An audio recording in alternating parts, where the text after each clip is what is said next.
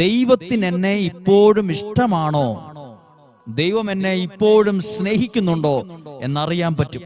ഒന്നാമത്തെ കാര്യമാണ്, ഒരു തലമുടിനാരിന്റെ വ്യത്യാസത്തിൽ വലിയ അപകടങ്ങൾ മാറിപ്പോയിട്ടില്ലേ? ദൈവം നമ്മെ സ്നേഹിക്കുന്നു എന്നതിന്റെ രണ്ടാമത്തെ അടയാളം, എപ്പോഴെങ്കിലും ആരെങ്കിലും പറഞ്ഞിട്ടുണ്ടോ ഞങ്ങൾ നിങ്ങൾക്ക് വേണ്ടി പ്രാർത്ഥിക്കുന്നുണ്ട്? അതിന്റെ ഒരു അടയാളം ദൈവം നിങ്ങളെ ഇന്നും സ്നേഹിക്കുന്നു എന്നാണ്. മൂന്നാമത്തെ കാര്യം, നമ്മൾ ഏതെങ്കിലും വിഷമത്തിലോ പ്രയാസത്തിലോ മനസ്സ് മടുത്തിരിക്കുന്ന സമയത്ത് നമ്മളോട് ആരെങ്കിലും ചോദിച്ചിട്ടുണ്ടോ നിങ്ങൾക്ക് എന്തെങ്കിലും വിഷമമാണോ, ടെൻഷനാണോ? സാരമില്ല കേട്ടോ, അതൊക്കെ മാറും. നാലാമത്തെ ഒരു കാര്യമാണ്, പ്രാർത്ഥിച്ചിട്ട് നടന്നിട്ടില്ല. ഒരു കാര്യം നമ്മൾ പ്രാർത്ഥിച്ചു, അത് അന്ന് തൊത്തിരി നാളായി പ്രാർത്ഥിക്കുന്ന കാര്യമാണ്, പക്ഷെ ഇന്നുവരെ നടന്നിട്ടില്ല. ദൈവം നിങ്ങളെ ഇന്നും സ്നേഹിക്കുന്നു എന്നതിൻ്റെ ഒരു അടയാളമാണത്.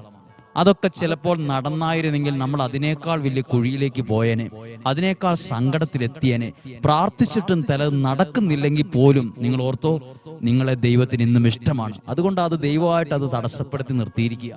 അഞ്ചാമത്തെ കാര്യം, ചില കാര്യങ്ങൾ പറയില്ലേ, നാളെ എന്നാ ചെയ്യുമെന്ന് അറിയില്ല, പക്ഷെ കൃത്യം ആ സമയമാകുമ്പം എങ്ങനെയാണെന്ന് അറിയില്ല, ആ കാര്യം നടക്കും. പ്രിയപ്പെട്ട 5 കാര്യങ്ങളാണ് പറഞ്ഞത്.